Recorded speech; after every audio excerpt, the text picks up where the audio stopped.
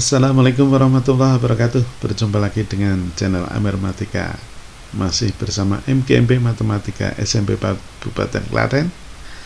Kali ini kita akan membahas soal urean. Soal apakah itu? PAS, penilaian akhir semester Matematika kelas 8 semester 1 atau semester gasal. Oke, saya ucapkan terima kasih pada sahabat Amermatika yang telah subscribe, dan yang belum dipersilahkan subscribe dan bunyikan loncengnya supaya tidak ketinggalan informasi tentang pembelajaran matematika. Baik, kita mulai saja dari soal yang pertama, soal urean. Raffi ingin belajar membaca secara cepat, super cepat. Ia baru saja membeli buku bacaan setebal 1022 halaman.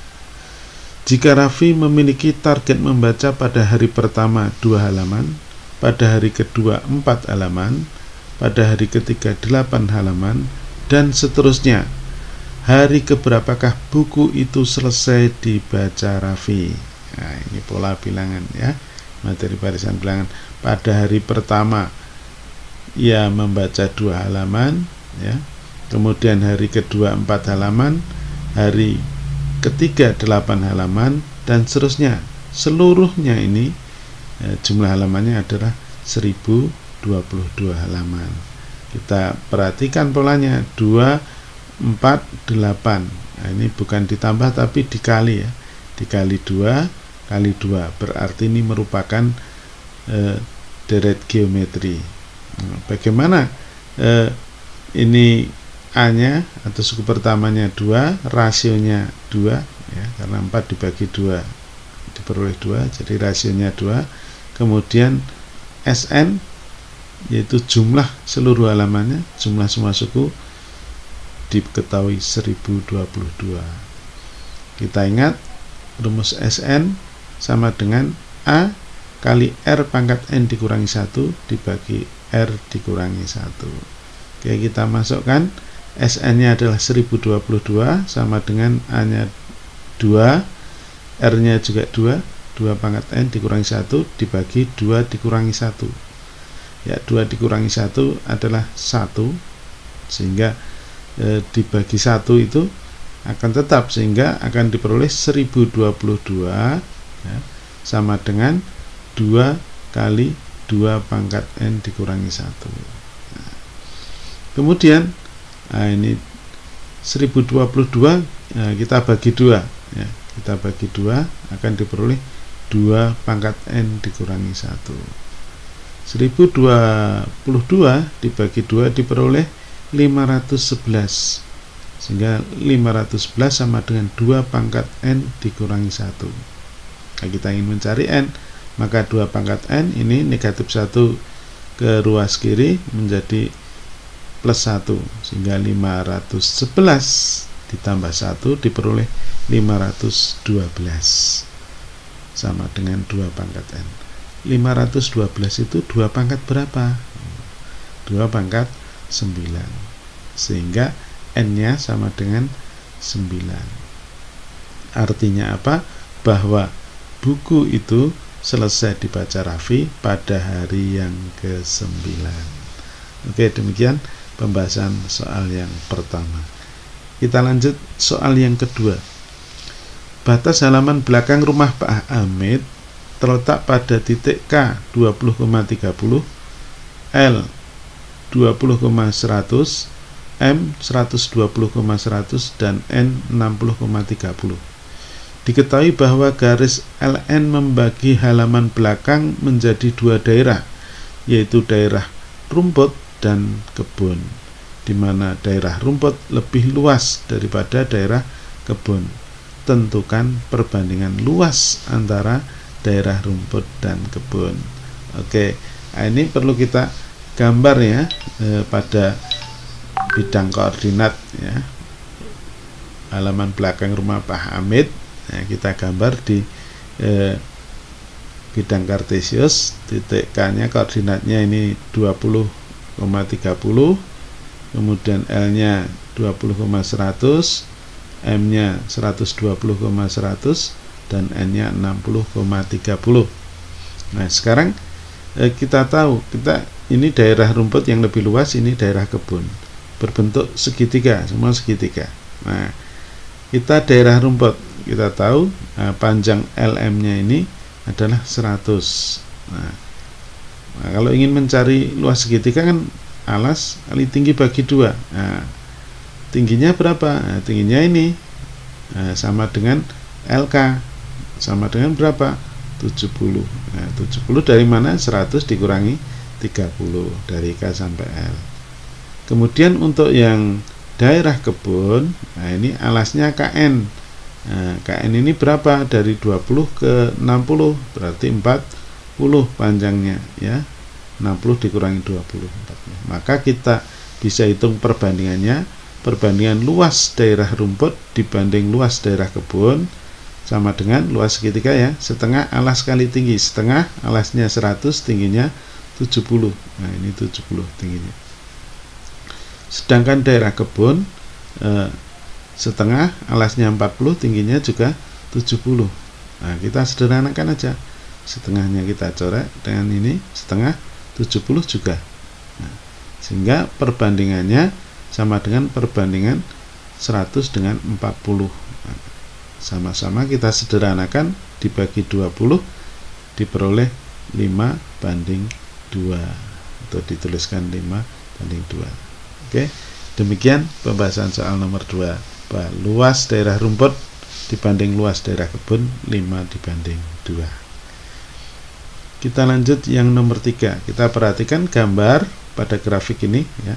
Gambarnya lurus linear mendatar menunjukkan jarak dalam kilometer, dan yang tegak lurus ya, ini adalah tarif dalam satuan ribu ya, ribuan. Jadi jika Budi naik taksi, nah ini grafik tarif taksi ya, sejauh 19 km, tentukan harga yang harus dibayar. Oke, kita gunakan pendekatan gradien saja. Ini kita koordinat ini kalau kita tuliskan adalah 2,14 ya. Ini 2, ini jaraknya 14, itu biayanya 14.000 ya.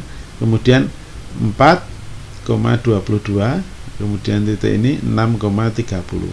Nah, maka yang ditanyakan ini jaraknya 19, tarifnya berapa? Kita misalkan tarifnya Y ya, berarti 19, Y, lah Y-nya ini berapa? Nah, kita tahu karena ini dalam satu garis yang lurus, maka mempunyai gradien yang sama. Nah, gradien melalui 2 titik ya. Kita ingat lagi, Y dikurangi Y dibagi X dikurangi X, maka bisa kita tuliskan 22 dikurangi 14 dibagi 4/2, 4 dikurangi 2 ya. 22 dikurangi 14 dibagi 4 dikurangi 2, itu akan sama dengan gradien yang ini, 2 titik ini, Y dikurangi 30 per 19 dikurangi 6. Maka akan kita peroleh di sini 22 dikurangi 14 8, 4 dikurangi 2 2, Y dikurangi 30, 19 dikurangi 6 13. Nah, 8 dibagi 2 diperoleh 4, maka kita kalikan silang, 4 kali 13 diperoleh 52, sehingga 52 sama dengan Y dikurangi 30. Maka Y sama dengan min 30 ke ruas kiri menjadi plus 30.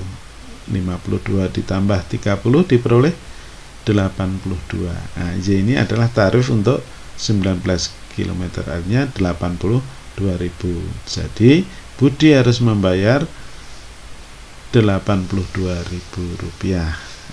Oke, demikian untuk soal yang ketiga. Kita lanjut soal yang nomor 4.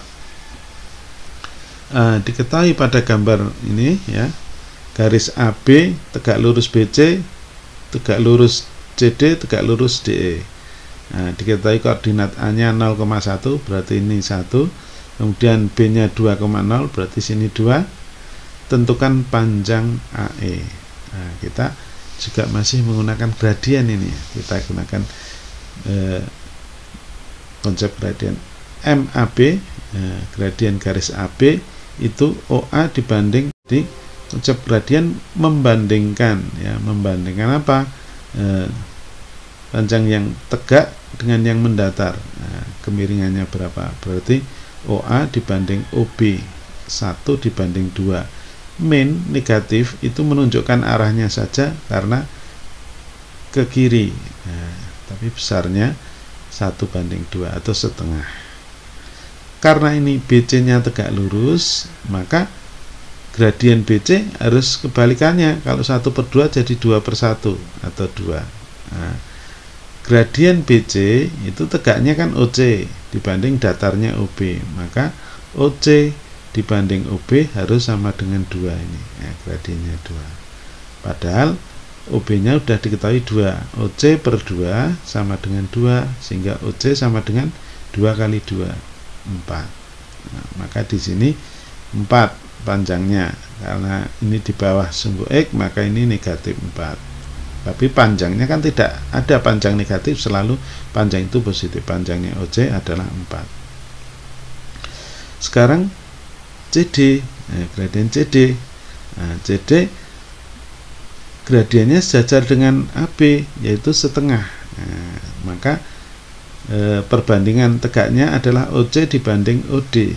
OC dibanding OD sama dengan setengah, sama dengan gradien yang ini sejajarnya. Padahal OC-nya sudah tahu panjangnya 4 dibanding OD sama dengan setengah. Kita kali silang, 2 kali 4 8, OD kali 1 OD. Sehingga panjangnya OD 8. OD ini panjangnya 8, maka di sini ini min 8, ya kan, di sebelah kiri. Oke. Kemudian mencari E. Nah, di sini kita gradiennya sejajar dengan BC, yaitu 2 tadi. Maka perbandingan sisi tegak dengan mendatarnya, tegaknya adalah OE, ya. OE banding OD. OE banding OD sama dengan 2. Ya. OE nya kita cari, OD nya 8 panjangnya sama dengan 2. Ya. 8 kali 2 16, sehingga panjang OE ini 16, berarti di sini 16. Kembali ke pertanyaan panjang AE. Nah, panjang AE dari A ke E di sini 1 sampai 16, berarti tinggal selisihnya mengurangkan AE, 16 dikurangi 1 diperoleh 15. Jadi panjang AE adalah 15. Oke. Soal yang terakhir. Tania adalah seorang konsultan di perusahaan maju dan digaji berdasarkan jumlah jam kerja. Jika dalam 1 minggu Tania bekerja normal selama 8 jam dengan tambahan 1 jam lembur, maka ia digaji sebesar Rp730.000. Akan tetapi jika dalam 1 minggu Tania bekerja normal selama 6 jam dengan tambahan 3 jam lembur, maka ia digaji sebesar Rp750.000. Tentukan gaji Tania per jam secara berturut-turut untuk bekerja normal dan bekerja lembur. Nah, kita misalkan untuk bekerja normal 1 jamnya itu kita misalkan X, kemudian untuk lembur itu per jamnya sebesar Z, maka bisa kita tuliskan dalam persamaan. Nah, ini 8 jam normal berarti 8X. Nah, 8X ditambah 1 jam lembur 1Z, gajinya 730.000, sama dengan 730.000.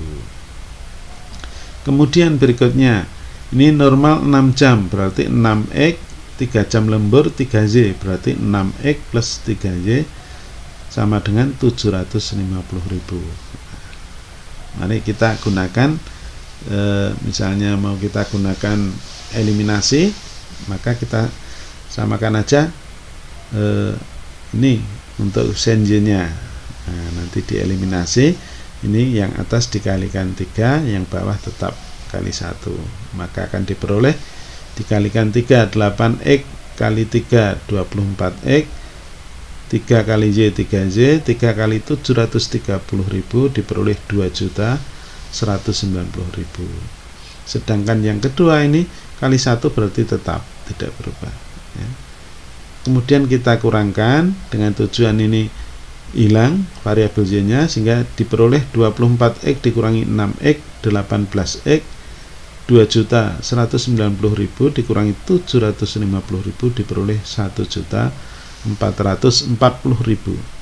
sehingga X sama dengan 1.440.000 dibagi 18 diperoleh 80.000. Nah, artinya ini 1 jam normal itu gajinya 80.000. Sekarang kita cari untuk 1 jam lemburnya berapa. Nah, kita masukkan salah satu persamaan. Kita misalkan ambil yang atas ini, 8X plus Y sama dengan 730.000 ya. Jadi 8X, karena X-nya tadi 80.000, maka 8 kali 80.000.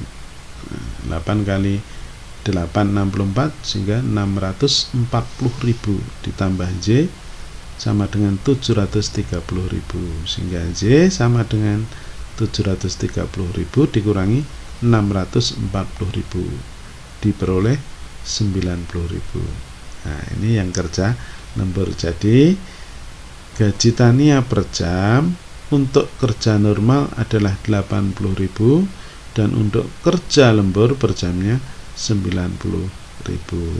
Oke, demikian pembahasan soal uraian penilaian akhir semester matematika kelas 8 semester 1. Terima kasih atas atensinya, semoga bermanfaat. Salam sehat, sampai jumpa pada periode yang berikutnya. Saksikan, tetap setia di channel Amermatika. Assalamualaikum warahmatullahi wabarakatuh.